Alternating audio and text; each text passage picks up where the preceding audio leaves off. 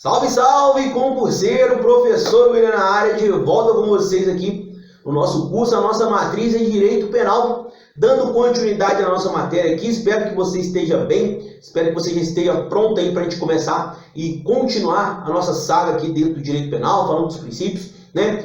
Então, esse é o momento, tira todo mundo aí que vai lhe atrapalhar nessa nossa conversa, agora deixa a conversa somente comigo e com você, para a gente dar continuidade aqui nos princípios do direito penal, que são importantes aí para você fundamentar diversas questões e estar gabaritando aí posteriormente as suas questões de prova. Beleza? Então vamos lá. Nós paramos aqui, senhores, no princípio da individualização da pena. Né? Então nós já falamos ali do princípio da insignificância, princípio da reserva legal, anterioridade à lei penal, princípio da legalidade, detalhei todos os pontos para você. A gente vai dar continuidade aqui no princípio da individualização da pena. Ele vem, a lei regulará a individualização da pena e adotará, entre outras, as seguintes. Tá? Então, quais são as penas que nós temos aqui no Brasil, que são as penas chamadas de penas permitidas. Então, dentro do nosso ordenamento jurídico, nós temos aqui as chamadas penas permitidas, que é privação ou restrição de liberdade, que é o cárcere, que você já conhece, a perda de bens, tá? A multa e prestação alternativa e a suspensão ou interdição de direitos. Então, quando a gente fala do princípio da individualização da pena, quero trazer para você que esse princípio ele vai ser dividido em 3 momentos. Existe aqui uma divisão, tá? E quando vai acontecer, William, esse princípio da individualização da pena, né? Como que cai isso em prova? Muitas vezes ele diz que o princípio da individualização da pena será aplicado apenas no momento judicial, ou não, apenas no momento legislativo, apenas no momento administrativo. E eu venho trazer para você que esse princípio ele é aplicado tanto no momento, tá? Então anote aí no seu material. Seja no momento legislativo, seja no momento judicial, ou seja no momento administrativo, tá? Então existe aqui essa divisão, tá? Então ele vai ser aplicado em ambos os momentos. Ambos esses momentos ele será aplicado. Por quê? Quando o legislador ele vai fazer a lei, ele vai criar uma lei, tá? Então ele já deve pensar na individualização da pena no momento da criação da lei. Tá? Isso vai acontecer também, né? Aqui ele acontece em plano abstrato. Aqui no momento judicial ele vai acontecer mais um plano concreto. E aqui também um plano concreto. Tá? Momento legislativo é um momento abstrato, que ele está no momento da criação da lei ainda. Agora, quando se fala no momento judicial, no momento administrativo, é um momento concreto. Por quê? Neste momento específico aqui, ele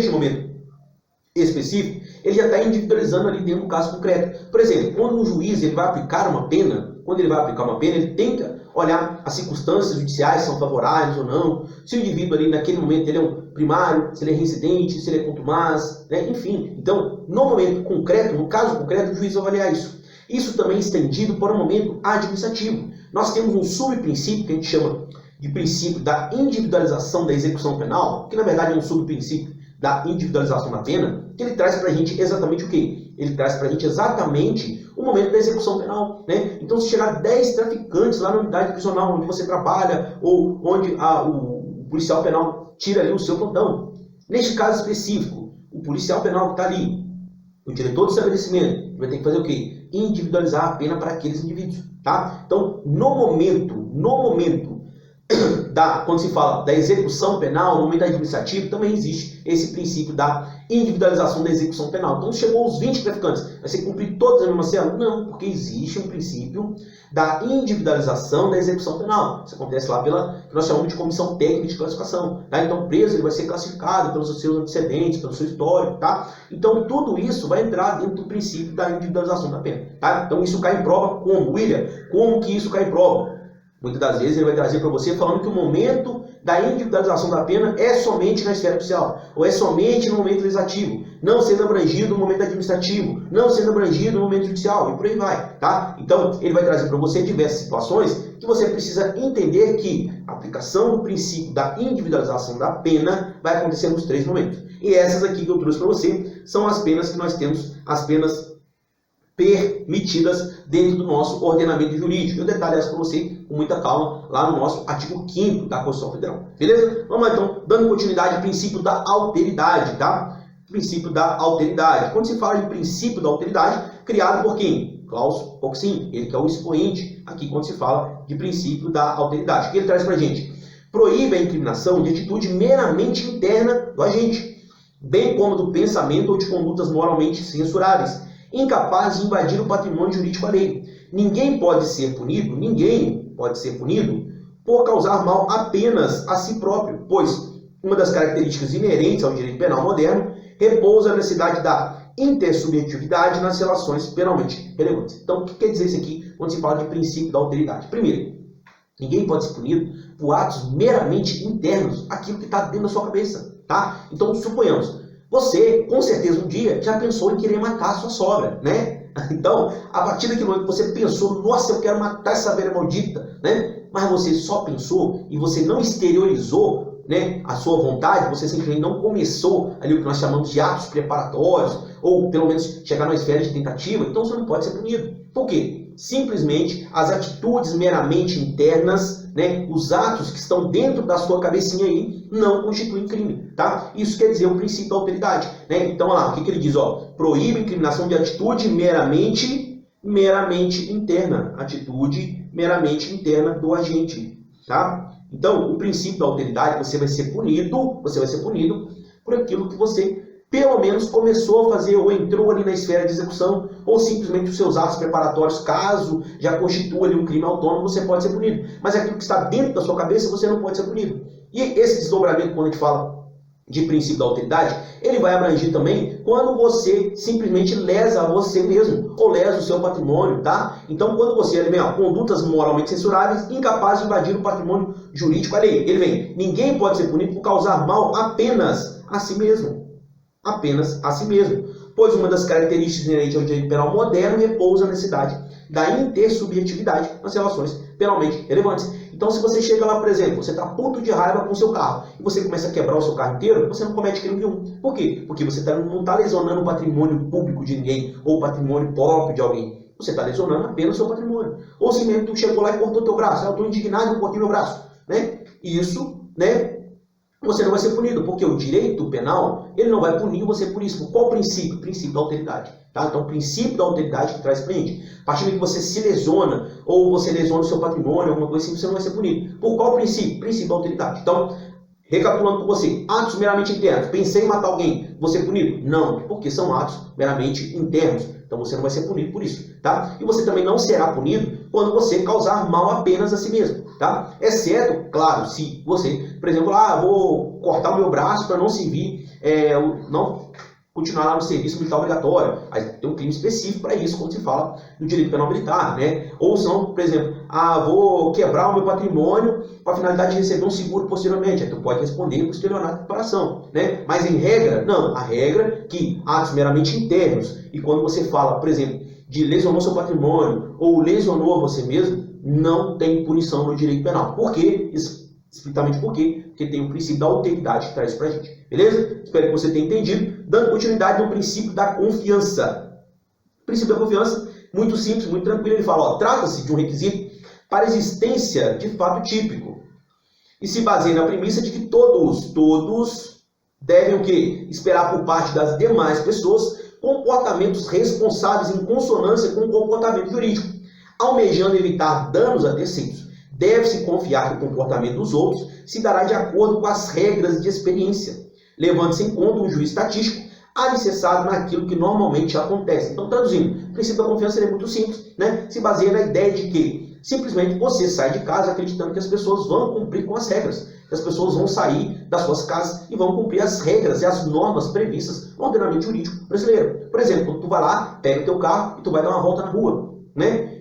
Quando você para, por exemplo, num sinal vermelho, ou quando você atravessa um sinal verde, tu acredita que o cara que está do outro lado, ele vai parar também no sinal vermelho, tá? Então isso se fala do princípio da confiança. Por quê? Quando você passa direto no sinal vermelho, no sinal verde, e alguém vem e fura o sinal vermelho e bate no teu carro, ele está quebrando exatamente o quê? O princípio da confiança. Por quê? Naquele momento, você, de acordo com o princípio da confiança, acreditou que ele pararia no sinal vermelho, tá? E esse é o que diz o princípio da confiança. Beleza? É muito simples. Segue o baile. Vamos lá, princípio da adequação social. Princípio da adequação social. Olha lá. De acordo com esse princípio, não pode ser considerado criminoso um comportamento humano que, embora tipificado em lei, não afronta o sentimento social de justiça. Aqui, quando se fala do princípio da adequação social, eu vou abrir para você uma tela em branco e vou exemplificá-lo em alguns pontos que eu julgo pertinentes e importantes para sua prova, tá? Então, primeiro, né, existem algumas ideias que você vai ter que entender que não cabe o princípio, né, já vou colocar para você aqui, ó, não cabe o princípio da adequação social. Ó, não cabe aplicação do princípio da adequação social. Da adequação social. Não cabe o princípio da adequação social. O primeiro é o quê? Você vai falar aqui comigo aqui. O primeiro é casa de prostituição. Casa de prostituição. Casa de prostituição. Tá? Então, a casa de prostituição não cabe a aplicação do princípio da adequação social. Ah, não, isso já está adequado socialmente. Não, casa de prostituição ainda constitui crime explorar as pessoas sexualmente. Então, cabe a aplicação do princípio da adequação social ele quando se trata de casa de prostituição? Não. Isso também vai entrar aqui quando a gente fala de pirataria. Pirataria, beleza? Pirataria, tá? Então a pirataria também não enquadra aqui em princípio da adequação social, tá? Porque simplesmente quando se fala de pirataria ainda existe previsão legal sobre isso e isso não está adequado socialmente, tá? Outro ponto importante que não cabe o princípio da adequação social, né? Ali a contravenção penal do jogo do bicho, tá? Jogo do bicho, tá? Então o indivíduo costuma fazer aquela fezinha, vai lá jogar no jogo do bicho. Tudo bem, mas ainda continua sendo uma contravenção penal. E isso não está adequado socialmente, porque fere o moral, os bons costumes, tá? Então, realmente, isso há uma tipificação legal. E para revogar, ter o condão de revogar isso aqui, realmente por uma outra lei, beleza? Então, isso aqui não cabe a aplicação do princípio da adequação social. Eu trouxe aqui alguns pontos que costumam cair em prova para você. Aí deve estar se perguntando, William, tudo bem, mas qual ponto, então, eu aplicaria o princípio da adequação social? Um exemplo muito claro é, por exemplo, quando a mãe pega a criancinha, a bebezinho do sexo feminino e leva para furar a orelha, tá? Então, quando isso acontece, né? Quando isso acontece, você não está gerando uma lesão na orelhinha da criança? Sim, você está gerando uma lesão inconscientemente e aquela criança não cedeu isso para você, ela não, simplesmente não deixou que você fizesse isso, simplesmente a criança não tem consentimento, não sabe disso, é um bebezinho ainda, mas isso já está adequado socialmente, isso não fere a moral, os bons costumes, tá? Então isso aí sim cabe a aplicação do princípio da adequação social, né? Isso aí sem problema algum, né? Porque ali, em caso, em regra, teria uma lesão corporal leve, por exemplo, mas, né, como já está adequado socialmente, não há problema nisso, não há que se punir essa mãe criminalmente por esse motivo. Mas, né, quando você fala de caso de prostituição, que é a exploração sexual, isso aí continua assim, estando vigente. Pirataria também, jogo do bicho também continua previsto na lei das contravenções penais. Então, isso aí não se enquadra, tá, no princípio da aplicação da adequação social, tá? Beleza? Espero que você tenha entendido aí o princípio da adequação social para te dar continuidade ao nosso próximo princípio. O próximo princípio é o princípio da intervenção mínima ou da necessidade. Esse aqui, ele vai falar, afirma ser legítima a intervenção penal apenas quando a criminalização de um fato se constitui meio indispensável para a proteção de determinado bem ou interesse, não podendo ser tutelado por outros ramos do ordenamento jurídico. Quando se fala do princípio da intervenção mínima, lembre-se, o direito penal é a última ratio. O que seria, William, pelo amor de Deus, a última ratio? Eu já falei isso com você no início, quando eu introduzi para você isso aqui, né? A última ratio nada mais é do que a última instância. Então, no ramo do direito tributário, do direito administrativo, do constitucional, do civil, não resolveu? Aí sim vamos entrar na esfera penal, tá? Então, quando a gente fala de princípio da intervenção mínima, que o direito penal, ele tem uma característica de ser subsidiário. É uma das características dele, tá? Ser subsidiário. Tá? Se vier na sua prova falando que o direito penal, uma das características do direito penal é a subsidiariedade. Sim, tu vai falar que está certo. Porque realmente ele só vai entrar quando outros ramos do direito não puderem resolver. Quando o direito civil não resolver, quando o direito constitucional, o penal, o tributário, né, não entrar, aí sim o penal entra. Tá? Por isso que ele tem essa característica de ser subsidiário. Por isso que a gente fala que o princípio da intervenção mínima, nós temos ele como desdobramento do princípio da subsidiariedade. Eu não quero que você confunda esse princípio da subsidiariedade, Eu estou trazendo para você com o conflito aparente de normas penais, que lá também nós temos o princípio da subsidiariedade, mas aí é outra ideia, eu vou trazer para você ainda, tá? Então aqui nesse momento eu quero que você entenda que o direito penal ele vai agir quando outros ramos do direito não atenderem, né? Por quê? Porque o direito penal ele mexe com a liberdade das pessoas, né? E a liberdade das pessoas é algo muito sério, muito grave. Então o direito penal ele vai intervir o mínimo possível, por isso a gente fala em princípio da intervenção mínima. O mínimo eu vou intervir, é o mínimo possível, tá? Agora quando outros ramos do direito não conseguirem resolver, aí sim a gente vai entrar com o direito penal, por isso que ele tem essa característica de ser subsidiário, beleza? Espero que você tenha entendido. E ele traz aqui o princípio da subsidiariedade. Eu já trouxe para você, falando que é um subprincípio aqui da intervenção mínima. Ele fala, a atuação do direito penal é cabível unicamente, então estamos falando da subsidiariedade, ó, subsidiariedade. É cabível unicamente quando outros ramos do direito, os demais meios estatais de controle social tiverem se revelado impotentes para o controle da ordem pública. Veja bem, né? Proteja-se, né? Projeta-se no plano concreto, em sua atuação prática do direito penal, somente em legítima quando os demais meios disponíveis já tiverem sido empregados sem sucesso, para que a proteção do bem jurídico guarde relação com a tarefa, aplicação da lei penal. É o que eu trouxe para você. Então, uma das características do direito penal é ser subsidiário? Sim, é uma das características do princípio da subsidiariedade. Beleza? Tranquilo, segue o baile. Princípio da proporcionalidade. Tá? Princípio da proporcionalidade. Quando eu falo de princípio da proporcionalidade, eu já quero trazer para você aqui uma corrente que ele fala que ele tem uma dupla ótica. Dupla ótica. William, o que seria essa dupla ótica? Quando se fala do princípio da proporcionalidade, ou ele chama também de princípio da razoabilidade. É a mesma ideia, tá? Então, o princípio, quando você fala que ele tem uma dupla ótica, que você não pode usar se exceder numa pena, tá? Então, você tem que tomar cuidado aqui com excesso, tá? Com excesso e com a leveza demais, excessiva. Tá? O que seria esse excesso, essa leveza excessiva? Em ambos os lados, né? Por exemplo, tu não pode colocar uma pena, por exemplo, para um homicídio, tu colocar a pena de 1 a 2 anos. Por quê? Porque isso aí seria uma pena muito leve quando se fala de um bem tão importante, um bem jurídico tutelado tão importante que é a vida, né? Isso aí feria o princípio da proporcionalidade. Então, no momento da criação da lei, no momento da individualização da pena, lá em abstrato, no plano legislativo que eu trouxe para você, nesse momento específico, o legislador já tem que adequar e colocar o princípio da proporcionalidade, da razoabilidade para acontecer. Por quê? Porque simplesmente neste momento, né, tem que se dar uma pena que seja compatível com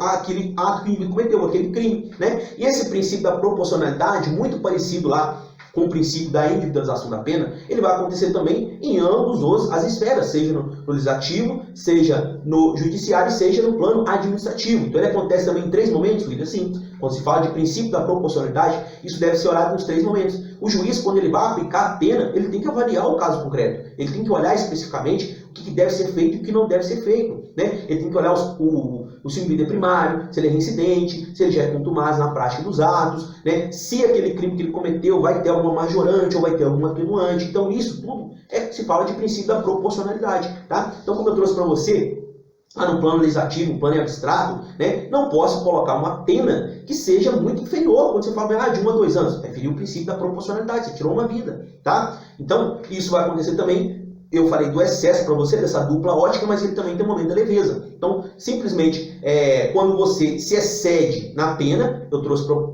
para você agora, quando você se excede na pena ou quando você aplica uma pena muito leve. É o primeiro exemplo que eu dei. Quando você aplica uma pena muito leve, né, de 1 a 2 anos, por exemplo, você está ferindo o princípio da proporcionalidade. Por quê? Porque você está agindo de uma forma muito leve, né? É um bem jurídico tutelado muito importante. Daí o mesmo vai acontecer quando você coloca excesso. Ah, não, tu cometeu um crime de furto, agora tu vai pagar agora 60 anos de cadeia. Não, também fere o princípio da proporcionalidade. Exatamente por quê? Porque tu está agindo com excesso, né? Então, nem leve demais, nem excesso demais. Então, tem que ter ali um controle quando se fala de princípio da proporcionalidade, existe essa dupla ótica, tá? Isso, nos 3 planos, ele será aplicado. Legislativo, no momento judicial e no momento administrativo, essa proporcionalidade ela deve acontecer. Pode vir na tua prova, que espera com isso, com razoabilidade. Segue aí a mesma ideia. Então ele vem lá, de acordo com tal princípio, também com o princípio da razoabilidade, tá vendo aqui?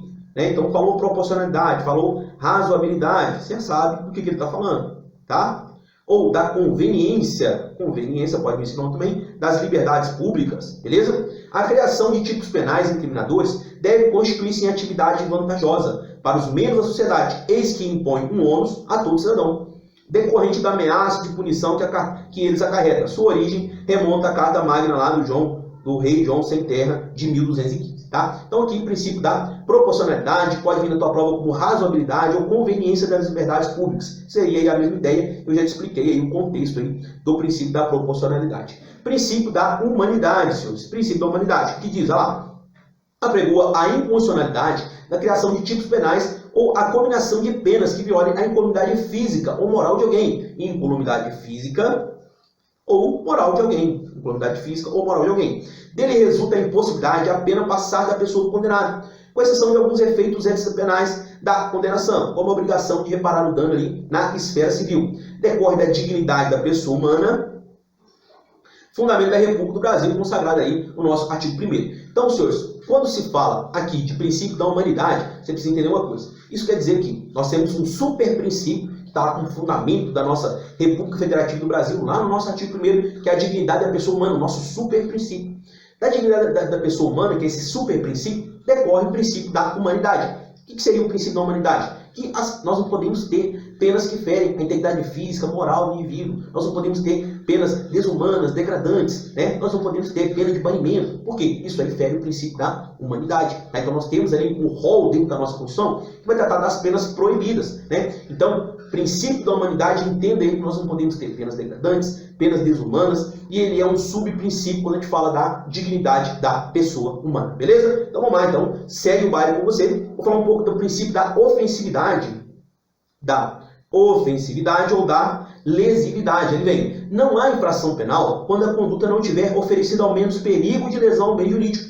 Este princípio atende à manifesta exigência de delimitação do direito penal, tanto em nível legislativo como no âmbito jurisdicional. Então, o princípio da ofensividade, da lesividade, né, se fala que o direito penal, aqui ó, infração penal, quando a conduta não tiver oferecida ao menos perigo de lesão. Então, essa conduta, para ela ser punida pelo direito penal, tem que, pelo menos, oferecer um perigo de lesão ao bem jurídico tutelado, tá? Senão, vai estar ferindo o princípio da ofensividade. No entanto, existe uma crítica imensa da doutrina quando se fala dos crimes de perigo abstrato, né? Exatamente por causa deste princípio, tá? Então, por quê? O princípio da ofensividade tem que gerar pelo menos o quê? Quando a conduta não tiver oferecido ao menos lesão ao bem jurídico que está sendo tutelado. O princípio atende à manifesta exigência de delimitação de quem? Do direito penal, tanto em nível legislativo, né, que vai funcionar no plano legislativo, como no âmbito jurisdicional. Beleza? Então fala aí o princípio da ofensividade para vocês, tá? Segue o baile, vamos lá. 12, artigo 12, né? Princípio número 12, na verdade, né? O que ele vai falar? Princípio da responsabilidade pelo fato, tá? Então, esse princípio da responsabilidade pelo fato, eu vou deixar para você no próximo bloco, e acabei com o meu tempo aqui, né? Para a gente estar dando continuidade aqui na nossa disciplina. Senhores, continuem conosco, estamos juntos. Até a próxima.